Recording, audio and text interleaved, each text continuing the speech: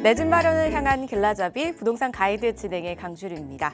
강남의 시계가 다시 빨라지고 있습니다. 재건축 아파트 가격이 또 한 번 시장의 최고치를 갈아치웠는데요. 금리 부담은 여전한데 핵심 입지와 재건축이라는 키워드 앞에서는 그 망설임이 사라지는 모습입니다. 이 흐름이 일시적인 과열일지 아니면 새로운 가격 체계의 출발점인지 이 강남 재건축 시장의 전망 궁금하신 분들 저희 부동산 가이드와 함께 이야기 나눠보시기 바랄게요.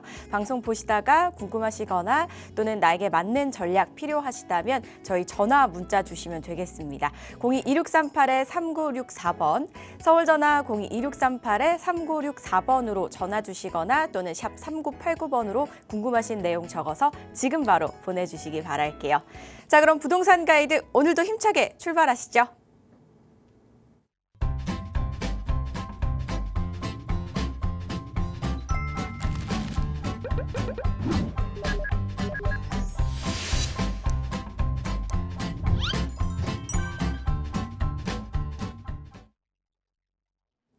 저희 부동산 가이드와 매주 목요일마다 함께 해주시는 분이죠.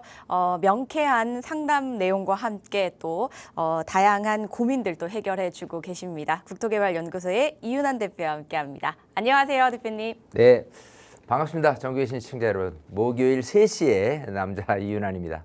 자, 어쨌든 연초긴 하는데 시장이 어쨌든 작년에 이제 10월 15일을 기점으로 해서 토지거래 허가를 묻고 부동산 시장이 상당히 좀 위축될 줄 알았는데 그렇지 않다는 거예요. 그래서 이 분위기가 이제 연속돼서 올 2026년에 어떻게 이어질 것인가에 대한 것도 굉장히 좀 궁금하고요. 중요한 건 여러분 갖고 있는 고민을 이 시간을 통해서 말끔한 이제 해결하는 시간이니까요. 많은 분들 전화 주셔서 여러분들의 고민 해결하시길 바라겠습니다. 네, 오늘도 저희와 함께 하시면서 여러분들 그동안 궁금하셨던 부분들 시원하게 해결해 가시는 그런 시간 됐으면 좋겠고요. 만약에 이 시간을 놓치셨다면요. 오프라인 자리도 든든하게 준비가 되어 있거든요. 어떤 자리죠? 자, 그래요. 세미나를 통해서 여러분들하고 만나 뵙는데 그런 것 같아요. 이 방송은 어쨌든 한편으로 좀 편하게 여러분들이 보시면서 궁금한 거 있으면 전화를 통해서 얻어가시는 게 있을 수 있어요. 예. 근데 이제 세미나 같은 경우는 이제 움직여야 돼요. 이동하셔서 세미나장까지 오셔서 또 뭐 한 시간 반, 2시간 정도를 강의를 들어가면서 배울 건 배우고 궁금한 거 있으면 그 자리에서 해결을 짓고 뭐 하는 시간인데 이렇게 방송에서 얻어내는 효과는 편할지 모르지만 생각하는 것보다는 제약이 있습니다. 좀 얻어갈 수 있는 제약. 이게 분명하기 때문에 여러분들이 속 시원하게 여러 가지 부동산 시장부터 해서 여러분 갖고 있는 고민 그리고 투자를 잘하려면 어떻게 하느냐에 대한 핵심적인 얘기를 들으려면 역시나 세미나를 통해서 얻어가시는 게 굉장히 많을 것이다. 그렇기 때문에 좀 날씨는 춥습니다만은 너무 움츠려 있고 집에만 계시지 마시고 운동하는 거와 더불어서 머릿속에 뭔가를 좀 넣고 또 2026년 어떻게 하면 좀 대처를 잘 할 수 있겠느냐. 그야말로 이제 부동산 재테크 관련해서는 어떻게 내가 움직여야 될 것이냐. 이런 부분에 대해서 쏙쏙들이 알려드리니까요. 세미나를 통해서 여러분들이 더 많은 것을 얻어가시길 바라겠습니다. 네, 참석하셔서 알찬 이야기들 나눠보시고요. 궁금하신 사항은요. 02-2638-3964번과 샵 3989번으로 문의하신 후에 참석해 보시기 바라겠습니다. 자, 그럼 저희는 본격적으로 이슈 이야기부터 한번 나눠보도록 할게요. 올해도 이제 정비 사업이 활발하게 진행이 될 것이다라는 기대감이 있는데 그 안에서도 가장 많은 인기를 끌고 있고 주목을 받고 있는 곳이 바로 한강 라인을 따라 있는 지역들이 아닐까 싶어요. 그 중에서도 뭐 반포와 한남, 여의도 등 이제 한강변의 핵심 사업지라고 할 수 있는 지역이겠죠. 이곳에 이제 고급 이미지를 구축한 브랜드 건설사들이 좀 수주를 확보를 했다고 합니다. 그러면서 더더욱 수요자들의 기대감이 좀 올라가는 그런 상황이라고 하는데요. 현재 어떤 흐름들을 보이고 있는지 저희가 이윤환 대표와 함께 이야기 나눠보겠습니다. 네.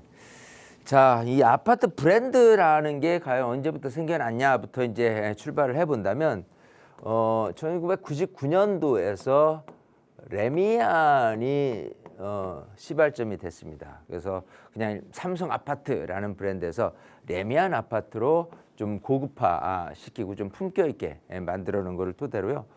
또 이편한 세상, 이편한 세상 같은 경우도 사실 2000년도 이거 나머지들도 속속들이 2000년 초반에 뭐 힐스테이트라든지 또 마이파크라든지 또 로또캐슬이라든지 이런 브랜드에 의해서 뭐 프루지오라든지 자 이렇게 해서 일반 뭐의 어떤 아파트에 대한 이미지를 굉장히 좀 고품격 시켰다라는 부분이고요.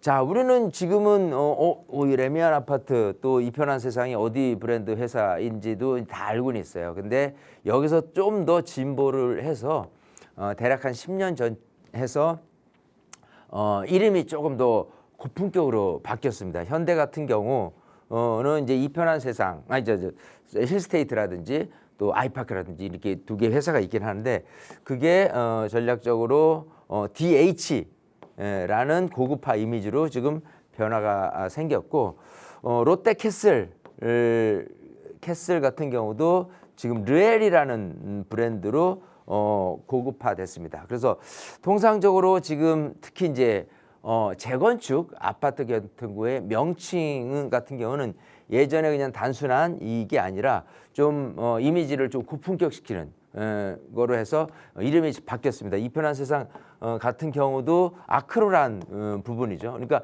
지금 같은 경우는 많은 분들이 아크로에 좀 익숙해 있어요. 반포라든지 이런 데들도 지금 많이 생겨났으니까. 근데 그 시기가 길지만 않습니다. 다 10년 안쪽으로 되긴 하는데 자 지금 이제 이런 재건축 아파트에 대한 브랜드를 놓고 지금 독보적으로 조금 좋은 행보를 걷고 있는 곳이 DH입니다. 이 DH 같은 경우는 상당히 이거 현대죠. 현대에 대한 이미지의 고품격 이미지에 맞게 속속들이 그 재건축에서의 선정을 받고 있는 모습입니다.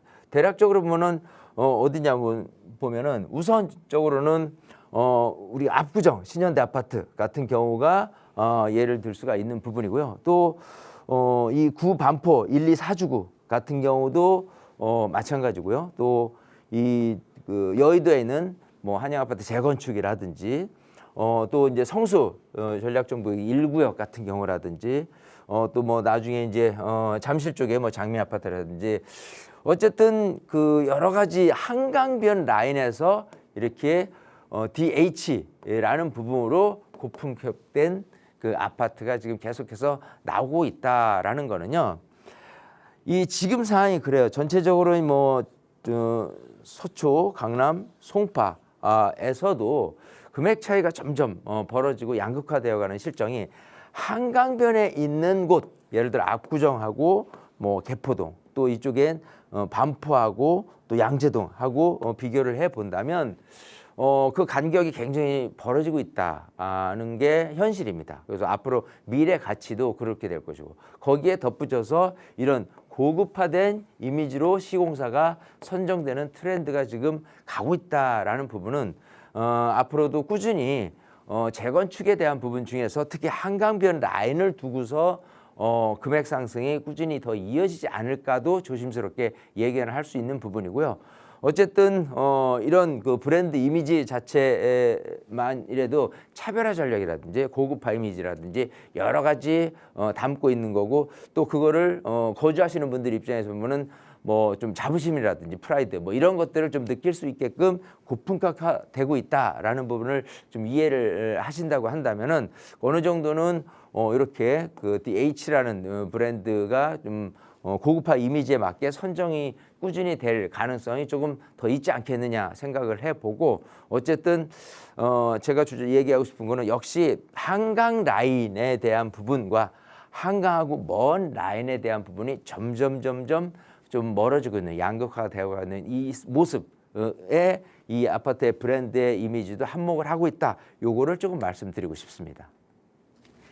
네, 일단 고급 이미지를 가진 브랜드가 들어서게 되면서 원래도 사실 한강변이 조금 시세가 높은 편이었잖아요. 그러면서 조금 더 또 시세가 올라갈 여지가 있지 않을까 말씀을 주시면서 이 부동산의 그 양극화에 대한 이 부분을 조금 우려하시는 그런 말씀을 좀 주셨던 것 같아요. 그래서 앞으로 이제 정비 사업이나 이런 새로운 재개발에 관심 가지시는 분들이 한강변도 좋겠지만 사실 서울 전역에 또 다 진행을 하고 있으니까요. 나에게 맞는 전략을 세워서 제대로 된 내 집 마련을 하는 게 가장 중요하잖아요. 그래서 한강변을 가지시는 것도 중요하지만 나에게는 어떤 게 가장 좋은 전략일지 한번 잘 세워보시고요. 공부해보신 다음에 궁금하신 사항 있으시다면 저에게 전화 또는 문자 그리고 오프라인 자리 한번 활용을 해보시기 바라겠습니다. 세미나인데요. 성수동 인근에서 진행이 됩니다. 오프라인 자리다 보니까요. 여러분들이 가지고 계시는 궁금증들 많은 이야기들 한번 나눠보실 수 있다고 하니까 알찬 시간 가져보시기 바랄게요.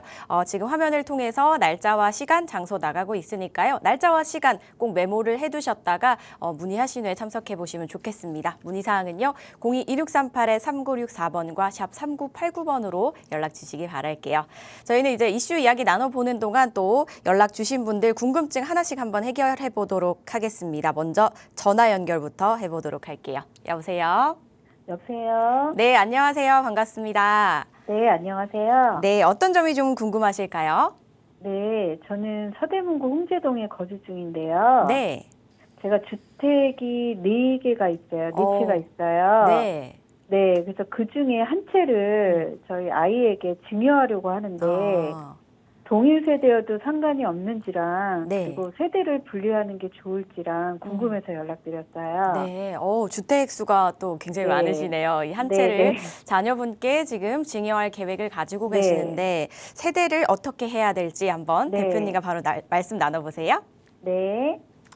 네, 반갑습니다. 네, 안녕하세요. 자, 지금 이제 뭐 이제 증여를 계획하시는데 지금 네. 갖고 계신 보유 주택이 이제 4채예요. 그죠? 네, 네, 이 4채를 그중에 한 채를 이제 증여를 하고자 하는데 네.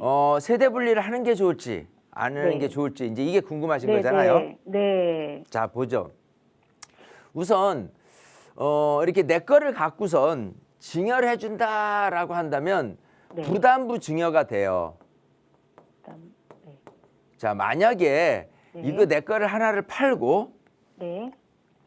어떤 물건을 아파트를 뭐 지금은 이제 아파트 토지거래 허가 때문에 이제 실거주를 목적으로 해야 되지만 뭐 빌라를 매입한다라고 한다면 전세를 제외한 나머지 금액을 갖고 네. 증여 이제 세를 내게 되는 거거든요. 네. 그래서 이거는 현금 증여라고 해요. 황금 자, 그러니까 그걸 기초 상식을 아셔야 되는 게 내가 내 걸 갖고 있는 거를 자녀한테 줄 때는 부담부 증여구나라는 부분이에요. 자, 그럼 네. 아까 말씀드렸듯이 내 걸 하나를 팔고 네. 현금 증여를 할 때는 기본적으로 이거를 사줄 때 전세금을 깔고 전세를 깔고 실제 들어간 금액에 네, 네. 대한 부분에 그 현금 증여를 하고 현금 증여세를 내는 거예요. 그죠? 자, 근데 이제 내 거를 줄 때라고 하는 거는 네. 좀 틀려요. 이게 부담부 증여라는 부분은 뭐냐면 네. 내가 매매 금액이 얼마다 시가가 얼마인데 예를 들어 10억이다. 네. 저 전세가 5억이 있다라고 하는 네. 거를 줘요. 자, 네. 그러면 기본적으로 5억에서 10억 사이에 대한 부분은 증여세를 낼 거고요. 네. 그리고 요 아래 그 전세를 깔고 있다. 이거는 네. 양도세를 내게 되는 거예요. 아. 예, 그러니까 네. 세금이 이원화되는 거거든요. 네. 그런 부분에 대해서 만약에 네. 지금의 우선 증여세 같은 경우는 서울시가 이제 조정대상 구역으로 돼 있기 때문에 네. 증여에 대한 세율 자체가 12%로 일원화됐어요. 아, 네. 만약 그게 아니라면 증여에 대한 세율은 원래는 3.5%거든요. 네. 근데 그러다 보니까 이제 조정대상 구역이냐 아니냐에 따라서 좀 틀리긴 하지만 어쨌든 지금은 서울 시내가 전체적으로 조정대상 구역이 됐으니까 12%를 물어야 되는데 만약에 이 12%가 일단 여기서 얘기하는 증여세, 그러니까 부담부 증여에서 시가 그리고 전세금을 제외한 나머지 부분은 증여세 똑같이 낼 거란 말이에요. 네. 근데 이 부분에 대해서는 양도세 같은 경우는 이가 중과가 될 수 있고 중과가 아닐 수도 있는 부분에 의해서 세대 합과를 하고 있느냐 그렇지 않느냐에 따라서 틀려지는 거예요. 물론 지금은 한시적으로 양도세에 대한 부분이 중과는 지금은 없어요. 네. 근데 뭐 중과를 한시적으로 했지만 그거를 다시 중과에 대한 부분을 다시 하게 될지 아니면 또 유예를 하게 될지 이제 아직은 미지수지만 네. 어쨌든 요 부분에 대해서는 차이가 있는 부분이 있어요. 네. 자, 그리고 이제 나중에 향후에 이 자녀가 이제 하는 데 있어서 이거거든요. 우선 뭐 기초적인 거는 얘기를 드렸지만 기본적으로 이 세대라는 부분에 대해서 알고 가셔야 되는 게 네. 부모 자식 간에는 어쨌든 간에 나이를 떠나서 네. 같이 살고 있다라고 하면 네. 한 네. 세대로 여겨지는 거예요. 네. 예, 근데 세대로 합과돼서 불리한 점들이 취득세부터 불리한 점이 생겨요. 네. 자, 그러면 만약에 자녀가 분리 세대로 해서 세대주로서 인정을 받는 네. 요건이라고 그러면 만 30세가 요건이 되는 거예요. 여기서 만 30세라는 거는 지금을 기준으로 예를 들어 지금처럼 2026년 1월 15일이다. 그죠? 네. 그러면 거슬러 올라 만 30세라면 1996년 1월 15일 이전에만 태어났다라고 한다면은 만 30세가 되는 거예요. 네. 그죠? 이제 그런 각도에서 30세 이후는 네. 주소지만 분리했다 그러면 내가 결혼을 했다거나 소득이 있다거나 상관하지 않고 네. 그러면 세대주로서 분리되는 거예요. 자, 근데 30세가 안 됐어. 그죠? 네. 만 30세 이하인 네. 상태에서라고 한다면 네. 일단은 세대 분리를 한다고 손 치더라도 일단은 세대를 합과를 시켜버려요. 기본적으로는. 그 예외 조항이 결혼을 했다거나 그죠? 네. 아니면은 그 소득이 대략 한 100만 원 정도 월 소득을 1년 정도를 유지한다라고 한다면은 네. 세대주로서 인정받기 때문에 만약 30세가 아닌 상태에서 네. 이제 이런 소득했거나 결혼을 했다 소득이 있거나 네, 그러면은 세대 네. 분리를 한다라고 한다면 세대주로서 인정을 받는 거예요. 그러면 내가 합과되지 않은 상태에서 일단 취득세부터 1주택이다라고 하면 네. 1주택에 네. 대한 맞는 세율 적용이 되는 부분이잖아요. 근데 네. 만약 그게 합과다 그러면 네. 기본적으로 뭐 내가 아까 뭐 증여나 이런 부분 말고라도 어쨌든 합과된 수로서 주택수를 산정을 하기 때문에 뭐 12%가 되겠죠. 취득세율 네. 자체가. 이해되시겠죠? 네, 네. 자, 그렇기 때문에 기본적으로 아까 우리 시청자님 질문 내용 자체가 뭐 어쨌든 분리하는 게 좋냐면 분리하는 게 더 유리한 거는 맞아요. 네. 그렇기 때문에 분리하시는 게 더 낫고 네. 전체적인 부분에 대해서 이 세대라는 부분을 분리하는 요건은 이렇게 돼 있다 구조가. 네, 네, 네, 이제 그런 네. 부분만 우리 시청자님이 조금 인식을 네. 하고 계시면 네. 어떻게 해야 되겠네라는 부분을 좀 쉽게 네. 이해할 수 있으니까요. 거기에 네. 맞춰서 네, 네. 좀 진행을 하시면 되지 않을까 생각을 합니다. 아시겠죠? 아시겠죠? 네, 네, 네. 네, 감사합니다. 네, 여기 네, 정리해드리겠습니다. 감사합니다. 네. 네, 고민하시는 부분에 대해서도 설명을 해주시면서 이제 어떻게 하면은 세율이나 이런 부분까지도 말씀을 주셨거든요. 좀 그래도 전화를 이렇게 끊으실 때 목소리가 밝아지신 것 같아서 좀 도움이 되신 것 같아서 저희도 기분이 참 좋습니다. 이 내용 참고해 보시고요. 상담 내용 꼭 도움 되셨길 바랄게요. 그리고 뭐 세금 문제라든지 이렇게 또 하시다 보면 점점 복잡해질 수 있잖아요. 그러면 저에게 다시 한번 또 상담 요청해 주시기 바랄게요. 저희는 이번에는 문자 만나보겠습니다. 8827님께서 보내주셨는데요. 한강변의 신축 다세대 주택 투자를 고민 중입니다. 광진구 자양동과 강동구 천호동 중에서 어디가 더 괜찮을까요? 라고 보내주셨습니다. 역시나 요즘 한강변 관련 질문이 참 많네요. 그중에서도 자양동이 진짜 인기네요, 대표님. 지금 일단 자양동과 천호동 중에서 고민하고 계십니다. 어디를 선택하셔야 될까요? 자, 우선 뭐 제가 항상 얘기하는 부분은 뭐냐면요. 지금 이제 두 개 동을 얘기를 했어요. 하나는 자양동이라는 데를 언급을 하셨고 하나는 천호동이라는 데를 언급을 하셨어요. 둘 거리는 그렇게 멀지는 않습니다. 근데 이 그 동을 에워싸고 있는 구를 살펴봤을 때 보면 여기는 광진구고요. 그리고 천호동 같은 경우는 강동구에 위치하고 있다입니다. 뭐 공통점이 있다면 그래도 한강변 라인이고 전체적으로 입지가 좋은 곳에 있는 부분은 있는데 항상 이런 부분에 예를 들어서 지금 뭐 투자라고 한다면 이런 다세대 투자 같은 경우는 나중에 재개발을 목적으로 했을 때 향후에 아파트 시세가 얼마를 갈 거냐라는 부분에 대해서 평가를 하는 게 가장 명확한 해법이지 않느냐 생각을 해요. 무슨 소리냐면 자, 지금 이제 자양동 같은 경우에 뭐 예를 들어 이제 다세대 빌라와 천호동 같은 경우에 다세대 빌라라고 가정을 할 거예요.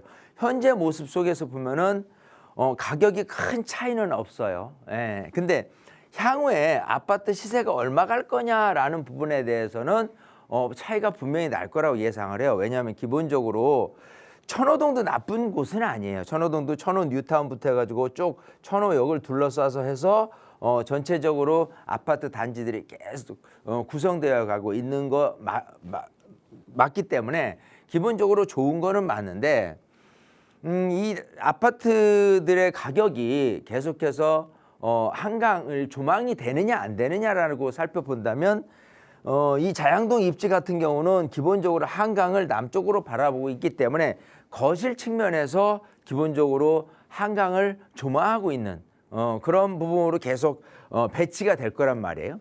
근데 이제 여기 같은 경우는 한강이 조망된다 하더라도 거실에 대한 방향에서 한강 조망이 되기는 쉽지는 않겠죠.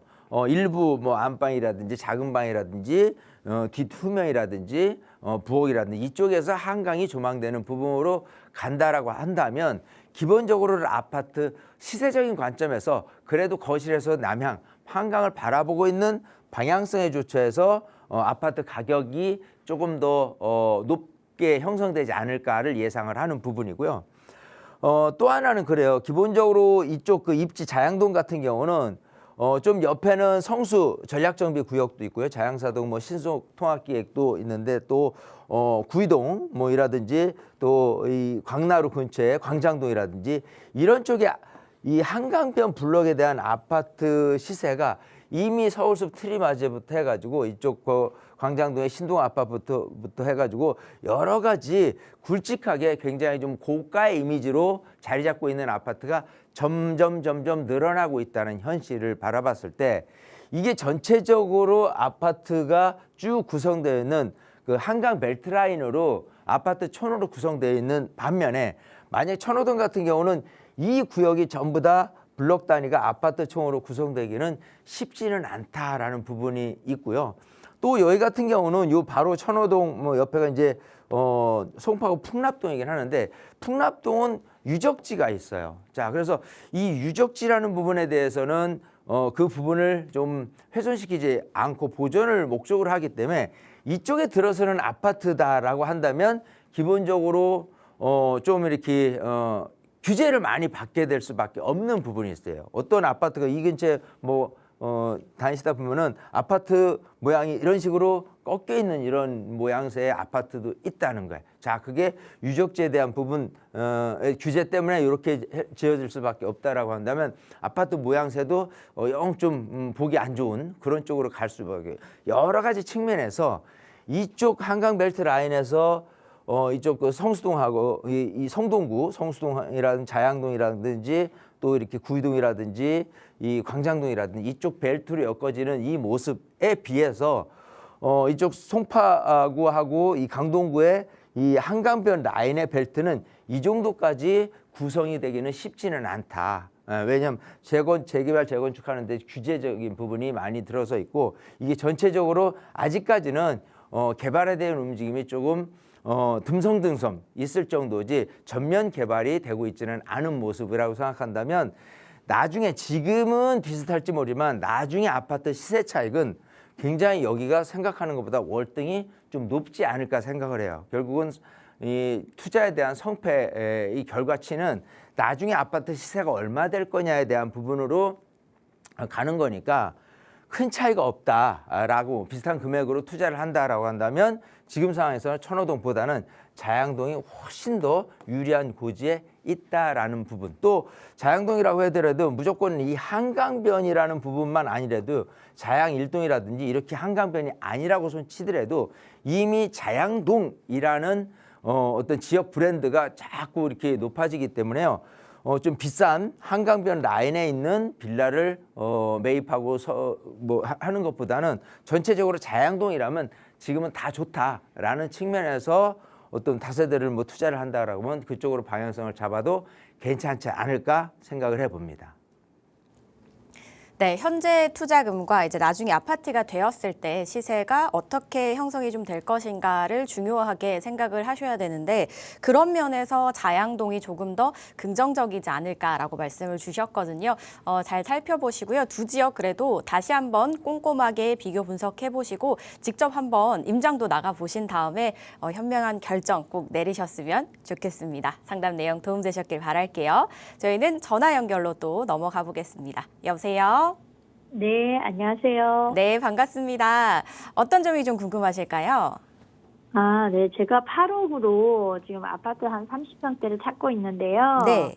그 도봉구 창동에 창동 태영 대시양이나 예. 아니면 중랑구 면목동에 대원 칸타빌 30평대 보고 있는데 네.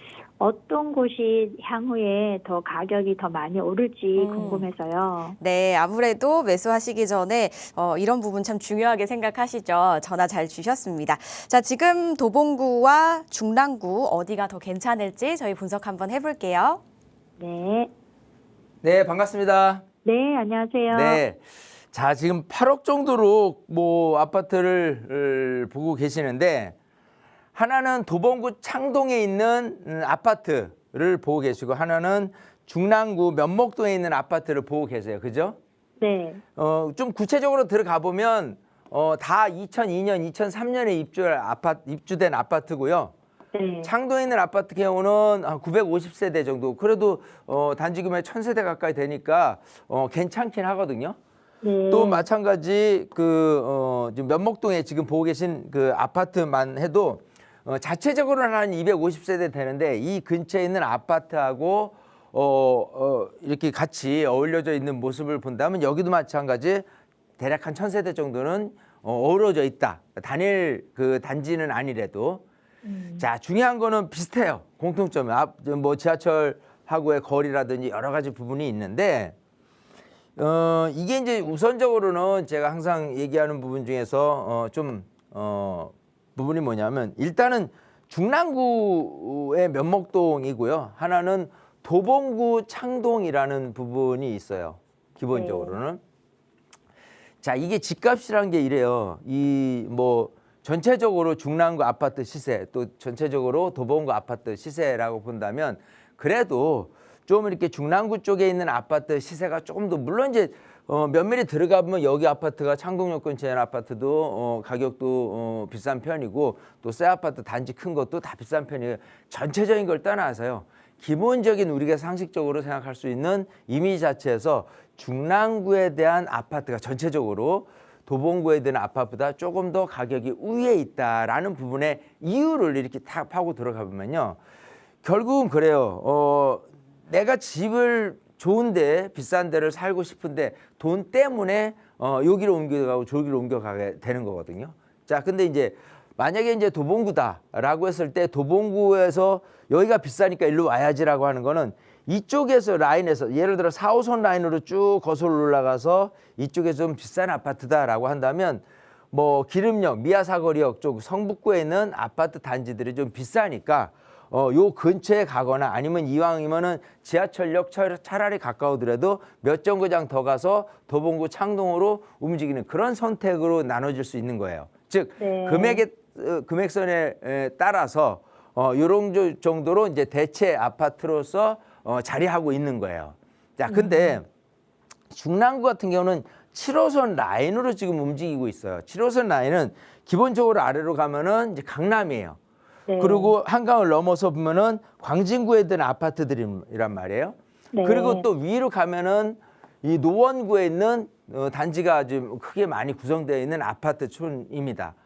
자, 전체적으로 봤을 때 대체제로서 아파트 가격이 꾸준히 상승할 수 있는 이유를 찾는다면 강남에서 너무 비싸니까 예를 들어 뭐 광진구로 넘어온다고 쳐. 그러면 또 광진구도 너무 비싸니까 조금 차선책을 생각한다면 이 중랑구를 선택할 수 있는 가능성이 높겠죠. 네. 자, 거기에 비해서 도봉구 같은 경우는 아까 얘기드린 성북구에 있는 아파트 아니면 이 중심부에 있는 아파트하고 비교를 해야 될 텐데 이쪽 같은 경우는 고가의 아파트가 있는 곳은 없어요. 무슨 소리냐면 중랑구 같은 경우는 결국은 ABCD로 딱 따졌을 때면은 A 상급지가 이제 강남이다라고 한다면 강남을 벗어나서 B 정도급에서의 B급에서의 이제 광진구 그리고 나서 C급 정도까지는 여기를 선택할 수 있는 부분으로 가격이 형성될 수 있는 부분이 있는데 지금 도봉구에서 여기로 갔을 때 이게 만약에 B급이다. 예를 들어 성북구에 있는 기름역 근처에 있는 기름뉴타운 아파트 아니면 미아사거리역 근처 쪽에 있는 뭐 클리아시아라든지 뭐 이런 센터피스라든지 이런 아파트를 생각을 해보면 여기 말고 더 비싼 아파트가 이 근처에 어디 있냐라고 하면 결국은 저쪽 성동구 안쪽에 있는 한강변에 있는 아파트가 겨우 저기 되는 거고요. 그렇지 않고 예를 들어 뭐 소초라든지 강남에 있는 아파트는 사실은 상당히 거리가 먼 거예요. 즉 내가 대체적으로서 좀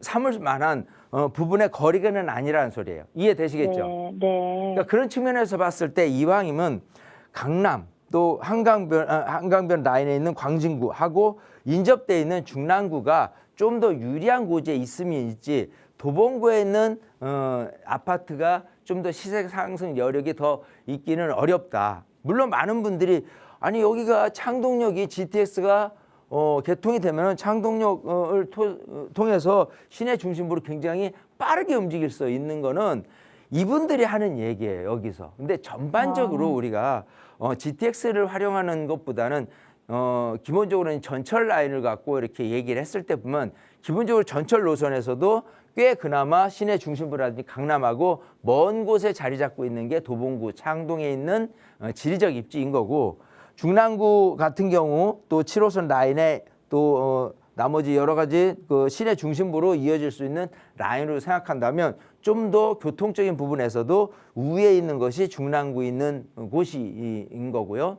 또 하나 보면은 사실 중랑구 같은 경우 지금 면목동인데 면목동 같은 경우는 지금 모아타운 예정지만 해도 6개가 넘습니다. 그러면 여기 있는 아파트들이 계속해서 새 아파트로 이제 들어온다라고 한다면 기본적으로 근처에 새 아파트가 많아졌을 경우에 내 아파트마저도 사실 추가 상승 여력이 있는 것은 분명할 거예요.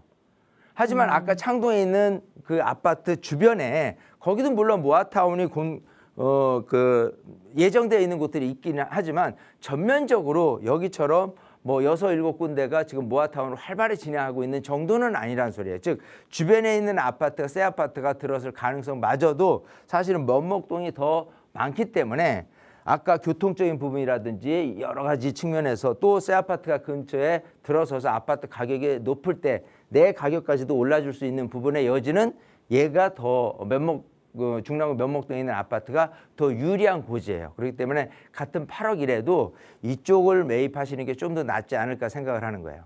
아시겠죠? 네. 네네. 네, 여러 가지 알겠습니다. 종합적으로 감사합니다. 해서 이게 유리한 장점을 좀 말씀을 드렸으니까 올바른 판단하시기 바라겠습니다. 네, 감사합니다. 네. 네, 두 곳 다 여러 장점이 있지만 그래도 이제 같은 예산으로 전반적으로 봤을 때는 중랑구가 조금 더 괜찮지 않을까라고 말씀을 주셨으니까요. 그래도 다시 한번 비교 꼼꼼히 해보시고요. 좋은 선택 꼭 내려보시기 바라겠습니다. 전화 주셔서 고맙습니다. 저희 이번엔 또 문자 만나볼게요. 5669님께서 보내주셨는데요. 재개발 다세대 주택 평가액은 대지 지분으로 하나요? 아니면 시세대로 하나요? 라고 보내주셨습니다. 재개발 다세대 주택을 보시는 분들은 아무래도 이런 부분을 좀 꼼꼼하게 보실 것 같아요. 근데 이게 좀 바뀐 부분이 있지 않나요? 어떻게 저희가 볼 수 있을까요? 자, 우리가 이제 생각하는 이 재개발에서의 그 다세대주택의 평가를 생각해 보면 옛날 우리가 생각하는 그 평가 방식에서 봤을 때 재개발이다. 예를 들어 한남 뉴타운이다라고 한다면 이 재개발과 재건축, 예, 그게 이 법문상 도시주거환경정비법에서 법문상은 우리가 흔히 느끼는 건 야 빌라촌 뭐 연립 다세대 단독 다가구가 뭉쳐 있는 곳을 개발을 하는 것이 재개발이고 아파트를 개발하는 거는 재건축이야라고 생각을 하실 거예요. 하지만 도시주거환경정비법에서의 얘네들의 구분의 기초적인 가장 큰 구분에 대한 단어는 기반시설이에요. 즉 이건 뭐냐면 기반시설은 우리가 얘기하는 도로를 얘기하는데 얘는 열악한 기반시설을 개선하는다라는 부분이 재개발인 거고요. 양호한 기반시설은 재건축이에요. 그럼 근데 통상적으로 봤을 때 양호한 기반시설을 갖춘 부분들이 통상적으로 대체적으로 지금 현재 있는 노후된 아파트를 얘기를 하기 때문에 그냥 쉽게 편하게는 아파트 같은 경우는 재건축이구나 이렇게 생각을 하게 되는 거예요. 자, 제가 왜 이 얘기를 드리냐면 재개발이다라고 하는 거는 열악한 기반 시설을 이게 개선하는 부분이라고 그랬대요. 그러면 공영 방식성이 있어요. 즉 만약 여기가 한남 뉴타운이다, 그죠? 그러면 한남 뉴타운을 개발하는 데 있어서 물론 여기도 이제 구역별로 있겠죠. 1구역부터 5구역까지 있는데 자, 예를 들면 3구역이다. 3구역에 이만한 블럭이 있다. 그러면 이만한 블럭 자체를 싹 다 밀어버리는 거예요. 싹 다 밀어버리고 그러고 나서 기반시설 도로를 이렇게 중간중간에 놓고 아파트 단지들이 들어서게 되는 부분이고요. 자, 이렇게 단지들이 중간중간에 있는데 일반 도로처럼 일반 차량들이 다 할 수 있느냐가 아닙니다. 전체적으로 이걸 한 블록 단지로 여기기 때문에 여기는 외부 차량이 진입이 될 수가 없겠죠. 자, 그게 굉장히 크다라고 한다면 결국은 우리가 생각하는 재개발 방식에서의 평가 방식을 뭐로 해주냐라고 한다면 대지를 갖고 평가를 하는 게 기본적으로 우리가 알고 있는 기초 상식이에요. 자, 여기를 다 싹 다 밀어가지고 개발을 하기 때문에 대지 지분을 많이 갖고 있는 사람, 대지 지분을 적게 갖고 있는 사람을 비교를 해야 되는 거예요. 그러면 원론적으로 따진다면 대지 지분을 40평 갖고 있는 사람과 대지 지분을 20평 갖고 있는 사람과 대지 지분 10평 갖고 있는 사람에 대해서는 각각 대지 지분 10평보다 대지 지분 40평 갖고 있는 사람이 훨씬 평가를 많이 받는 평면 구조로 되지 않을까 생각을 하지만 그렇지 않습니다. 기본적으로는 이런 옛날 방식의 재개발에서의 평가 방식 자체는요. 빌라 같은 경우는 평당 얼마를 예를 들어 여기 같은 경우는 평당 1억 1천 정도를 평가를 했다라고 하면 단독 다가구 같은 경우는 평당 6천 정도를 평가를 했어요. 그러니까 불만이 많겠죠. 그 안에서도. 그럼 뭔 소리야? 나는 빌라인데 예를 들어서 빌라가 대지 지분 20평을 갖고 있어. 난 단독 다가구야. 대지 지분 40평을 갖고 있어. 평가가 같게 나오는 이런 좀 아이러니한 부분들이 나타나게 돼 있어요. 여기서마저도 이 불합리한 부분이 생겨나니까 불만이 있는 분, 단독 다가구 갖고 있는 분들은 불만일 수밖에 없는 거고 빌라 갖고 있는 부분은 오히려 뭐 생큐하고 뭐 이런 부분이 생겨나니까 분란은 예전부터 있었던 부분이다라고 생각하면 됩니다. 하지만 지금에 와서 평가를 이렇게 논해서 또 여기서는 똑같은 방식이라고 손 치더라도 분란이 있는데 야 단독 다하고 평가라 빌라랑 평가랑 이렇게 대비되게 빌라의 땅값을 2배로 해주는데 그게 의미가 또 있겠느냐라는 부분에서 생각을 해본다면 지금은 그래요. 예를 들어 대지 지분 10평을 갖고 있는 반지하 빌라가 있고 대지 지분 5평을 갖고 있는 신축 빌라가 있어요. 하지만 우리가 시세를 평가할 때 봤을 때는 대지 지분 10평이 중요하지 않아요. 그냥 이건 반지하야. 그냥 전용명도도 굉장히 좀 작고 오래됐어.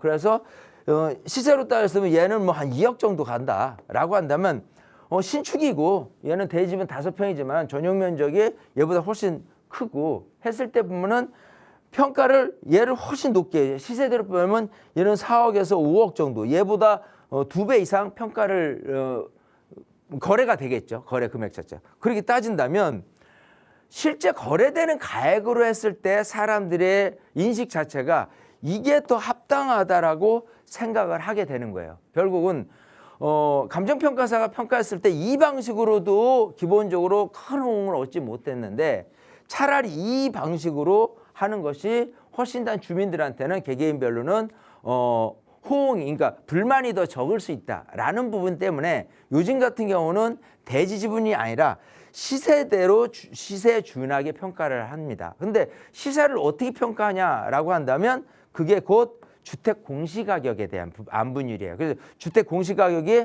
높게 나왔어. 그리고 주택 공시가격이 낮게 나왔어. 주택 가격이 높게 나온 분들은 재산세를 많이 낼 거예요. 주택가 공시가격이 낮게 내신 분은 재산세를 그거보다 덜 낼 거예요. 거기에 봐서 안분 비율을 해가지고 이렇게 계산한다면 실질적으로 얘가 높게 평가하는 데서 불만이 없는 거예요. 왜? 재산세를 많이 지불하면서 나는 주택을 보유하고 있기 때문에 그렇지 않은 거에 대해서는 이게 가장 형평성의 부분에선 논란을 줄이고 많은 그 입주민들의 호응을 얻을 수 있다라는 부분 때문에 지금 평가 방식은 시세에 준한 주택 공시 가격에 준하는 부분으로 하고 있다라고 생각한다면 빌라를 판단할 때 이렇게 반지하고 대지집 높다고 해서 그걸 좋다고 생각할 게 아니라 오히려 신축에 가깝고 그리고 전용 면적도 넓고 이런 것들이 훨씬 평가를 많이 받을 것이다라는 거에 맞춰서 우리가 이제 투자 대상 물건을 선정하는 것이 좋겠다 이렇게 말씀드리고 싶습니다. 네, 빌라와 단독 또는 이제 시세의 차이가 많은데 평가가 만약에 똑같이 나온다면 형평성에 대한 부분이 제기가 됐기 때문에 그래서 이런 불만들을 줄이기 위해서 평가 기준이 바뀌었다고 합니다. 주택 공시가격 시세에 준하게 이제 평가가 되도록 바뀌었다고 하니까요. 이에 맞춰서 전략을 세워보시면 어떨까라는 생각 들었고요. 궁금하신 내용 해소가 꼭 되셨으면 좋겠습니다. 좋은 선택도 해보시길 바랄게요. 더 궁금하신 사항 있으시다면 저에게 전화 또는 문자 주시면 되고요. 계속해서 열려 있으니까요. 지금 방송 보고 계신 분들도 궁금하신 부분 있으시다면 02-2638-3964번과 샵 3989번으로 많이 연락 주시기 바랄게요. 저희는 전화 연결해 보도록 하겠습니다. 여보세요? 네, 여보세요? 네, 안녕하세요, 시청자님. 네네, 안녕하세요. 네, 어떤 점이 궁금하세요? 저는요, 2022년도에 네. 그 자양동에 빌라를 구입을 했는데, 네. 지금 모아타운으로 이제 진행하고 있어요. 그래서 동의서를 걷고 있는데, 예. 그래서 가격이 많이 올랐어요. 그래서 좀 여유 있는 자금으로 하나를 더 구입을 하고 싶은데, 네. 이렇게 지정이 되어 있는, 진행하고 있는 데는 좀 비싸서 돈이 자금이 안 되고, 그렇지 않으면 그 옆에 있는 것들 있잖아요. 네. 이런 데라도 하나 살까? 그렇지 않으면 어디 다른 지역이 좋은 지역이 어디 있을까? 뭐 이렇게 저렇게 궁금한 점이 많아서. 네. 네, 네. 인근에 이제 진행 얘기가 없는 곳을 매입을 할지 아니면 다른 지역을 볼지가 고민이신 거죠? 네, 네, 네, 네. 알겠습니다. 저희 대표님 연결해 드릴게요. 말씀 나눠보세요. 네. 네, 반갑습니다. 네, 안녕하세요. 네. 자, 우선 2022년에 자양동을 투자를 했는데 지금 모아타운 진행이 되니까 가격이 많이 올랐겠어요, 그죠? 예, 많이 올랐어요. 자, 아마 2배는 네. 한 뭐 4, 5억에 샀다면 지금 한 9억, 10억 정도가 되니까 네, 네. 일단 축하드려요, 우선적으로. 네, 감사합니다. 자, 하나를 더 사고 싶은데 나무 너무 오르니까 이제 투자금도 네. 부족하고 네. 그죠? 네, 네, 네. 그렇게 하는데 과연 그 자양동에 있는 다른 아파트를 다른 빌라를 매입하는 데 네, 네. 있어서 네. 이게 지금 이제 모아타운 선정된 곳, 선정되려고 동의서 갖고 있는 곳이 있는 반면에 그렇지 네. 않은 곳이 있어요. 그죠? 네, 네, 예. 네. 근데 지금 이 분위기가 어떻게 흘러가고 있냐 하면요. 전체적으로 이 자양동 면적 기준이 면적이 이렇게 돼 있습니다. 이렇게 돼 있는 게 이제 자양동이에요. 네. 자양동인데 네. 여기가 이제 자양 1동. 네. 1동 그리고 자양 2동이 이렇게 돼 있어요. 그리고 여기가 네. 자양 3동 네. 그리고 여기가 자양 4동으로 돼 있어요. 네, 네. 자, 이게 뭘 의미하냐면 자양동이 뭐 그렇다고 어마무시하게 넓은 그걸 면적을 차지하고 있지는 않거든요. 네. 예, 자양동이 1, 2, 3, 4동으로 구성되어 있는데 네. 자, 지금 이 자양 4동 같은 경우는 신속통합계획이에요. 그죠? 네. 네. 또 자양 3동 같은 경우는 일단은 아파트청으로 구성되어 있고 요 네. 아파트청으로 구성되어 있지 않은 곳도 지금 재개발을 진행을 하고 있어요. 네. 자, 그러면 여기 안에서도 자양 1동에 모아타운 선정돼서 지금 관리계획 수립을 하고 있는 곳이 있고 네. 또 그렇지 않은 한강변 라인의 모아타운을 진행하고 있는 구역이 네. 있어요. 네. 네. 자, 그래서 전체적으로 가격이 많이 올랐다고 한다면 네. 이 사시는 분들은 어떤 마음이 생기냐면 네. 야, 이 주변에 새 아파트가 들어서서 얘는 아파트 사러 네. 나는 빌라를 사는 데 있어서 굉장히 뭐라 그럴까 부러울 거란 말이에요. 그죠? 네. 네. 예, 그러면 부러우면 어떻게 되냐면 뭐 농담으로 부러우면 지는 거야가 아니라 야, 부러우니까 나도 개발을 하고 싶어 이런 그 생각이 들 수밖에 없을 거 아니에요. 네. 근데 그게 네. 어디서 탄생된 거냐면 옛날에 이제 박원순 서울시장 전 서울시장 때 뉴타운이 있었는데 특히 이제 장인 뉴타운 같은 경우 네. 네. 장인 뉴타운이 열 몇 개 구역 중에서 반은 재개발됐어요. 네. 근데 반은 해제됐단 말이에요.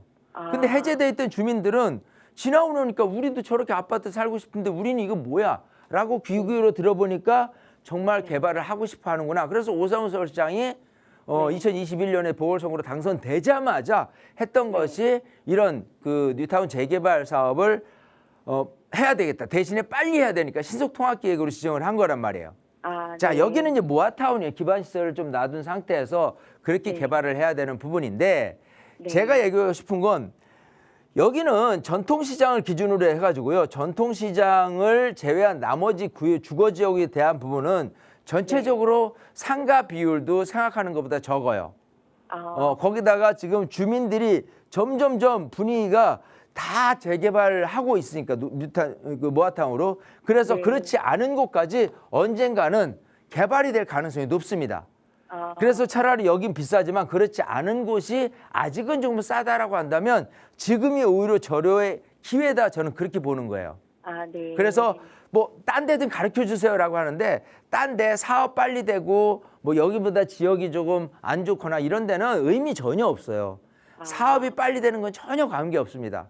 네. 그러니까 사업이 늦게 된다 손치더라도 이 분위기상 우리 구역도 사업이 충분히 빨리 될 수 있겠구나라는 생각을 가질 만한 곳이 네. 특히 광진구 자양동이 아닌가 생각을 하기 때문에 아, 네. 여력만 된다면 충분히 이 안에서도 제일 싼 그러니까 아까 얘기한 대로 지금 사업이 만약 진행되고 있고 막 동의서 걷고 있지 않은 곳만 네네. 노려서 한다고 손치더라도 충분히 어떤 투자 효과는 누릴 수 있다, 저는 그렇게 생각하거든요. 아시겠죠?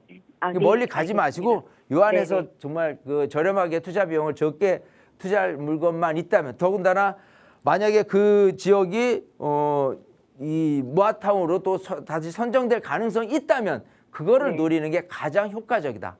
이렇게 말씀드리고 싶습니다. 네, 아시겠죠? 감사합니다. 네. 네, 감사합니다. 네, 지역을 움직이시는 것보단 그 안에서 보시는 게 좋겠다라고 말씀을 주셨으니까요. 다시 한번 또 비교 분석해보시고 좋은 선택 꼭 내려보시기 바라겠습니다. 저희 상담은 여기서 또 마무리를 해야겠습니다. 오프라인 자리 바로 설명 들어볼게요. 자, 이렇게 많은 분들 질문하고 답변을 드리다 보면 제일 아쉬운 게 시간입니다. 시간이 이게 뭐 한 분에 대한 질문을 갖고 뭐 정말 10분 이상 이렇게 하는 것도 다른 시청자분들 보면은 너무 오래 한다, 한 분한테 이런 컴플레인도 생긴 거고요. 또 한 분을 너무 짧게 해서 하면은 아니 다른 분들은 길게 해주는데 나는 왜 짧게 이렇게 해주나, 이런 불만 섞인 목소리도 많이 나와요. 이제 방송의 제약 시간 때문에 어쩔 수 없는 건데, 자, 물론 세미나도 뭐 그렇게 긴 시간을 하지는 않습니다. 1시간 반 내지 2시간 정도를 세미나 하는데 그 안에서 여러분들이 얻어낼 수 있는 효과는 상당히 무궁무진합니다. 우선 부동산 시장도 읽어보는 거고 또 여러분들이 갖고 있는 고민도 해결해야 되는 거고요. 그리고 지금 이 모아타운 예정 이제 소액 투자라는 부분으로 어디를 투자를 해서 큰 이익을 낼 수 있는가, 그리고 어떤 물건을 하는 것이 좋은 것인가, 이런 것들을 좀 공부하는 이런 부분들이 여러분들이 생각하는 것보다 세미나를 통해서 얻어갈 수 있는 효과는 굉장히 크다라고 자부를 하니까요. 많은 분들 세미나 신청하셔서 정말 많은 것을 좀 얻어가셨으면 좋겠습니다. 네, 궁금하신 사항은요. 02-2638-3964번과 샵 3989번으로 연락 주신 후에 참석해 보시기 바라겠습니다. 저희 방송에서 제공하는 정보는 투자 판단에 대한 조언일 뿐 해당 부동산의 가치 상승과 하락을 보장하지 않는다는 점 기억해 주시기 바랄게요. 저희는 내일 이 시간 다시 찾아뵙겠습니다. 시청해 주신 여러분 고맙습니다.